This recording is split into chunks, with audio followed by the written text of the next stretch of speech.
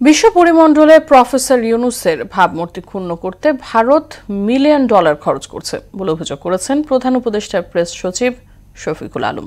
জাতীয় press club এক অনুষ্ঠানে শেখ হাসিনাকে গুম ও চোরতন্ত্রের জননী বলে উল্লেখ করেন তিনি।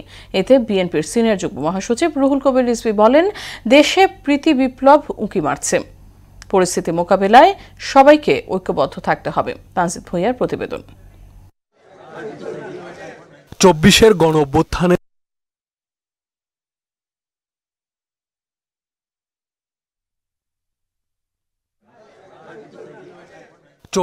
গণঅভ্যুত্থানে সহিংসতার নানা চিত্রকর্ম নিয়ে জাতীয় প্রেস ক্লাবে দ্রোহের গ্রাফিতি নামে বইয়ের প্রকাশনা উৎসবের আয়োজন করা হয়। এতে অংশ নিয়ে বিএনপির সিনিয়র যুগ্ম মহাসচিব রুহুল কবির রিজভী বলেন, নানা কাজের সমালোচনা করলেও অন্তর্বর্তী সরকারকে ব্যর্থ হতে দেয়া যাবে না। এই বিপ্লবের সাথে সম্পৃক্ত আমরা পরস্পরের অনেক বিষয়ে সমালোচনা থাকবে। আমি এর আগেও বলেছি, অন্তর্বর্তীকালীন সরকারের নানা কাজ দিয়ে আমরা সমালোচনা করব, আমরা কথা বলবো, কিন্তু তারপরেও ডক্টর ইউনূসকে আমরা ব্যর্থ হতে দেব না। শেখ হাসিনাকে গুম ও চোরতন্ত্রের জননী উল্লেখ করে অনুষ্ঠানে প্রধান উপদেষ্টার প্রেস সচিব শফিকুল ইসলাম বলেন, আন্তর্জাতিক পর্যায়ে প্রফেসর ইউনূসকে হেয় করতে মিলিয়ন ডলার খরচ করছে ভারত। বারবার আপনি ওদের মেসেজগুলো দেখেন, ৩,০০০ পুলিশ মারা গেছে।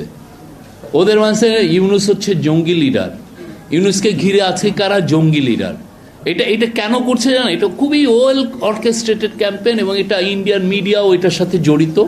তারা মিলিয়নস অফ ডলার খরচ করছে। তিনি আরো বলেন, তথ্য উপাত্তের অভাবে বাংলাদেশ স্বাধীন হওয়ার পরবর্তী সময়ে ২ বছরের শিশু থেকে শুরু করে বিরোধীরাও মুক্তিযোদ্ধার তালিকায় স্থান করে নিয়েছে। ১৫টা বছর ধরে তারা সব এই যে হিস্ট্রিকে যে ইরেজ করে নতুন হিস্ট্রি চাপানো, এটা হচ্ছে they are quite good at it. ৫ August গণঅভ্যুত্থানের ন্যারেটিভ টিকিয়ে রাখা জরুরি বলে মন্তব্য করেন প্রধান উপদেষ্টার প্রেস সচিব। পুরো বাংলাদেশের থেকে তানজিদ ভুঁইয়া, মোহনা সংবাদ, ঢাকা।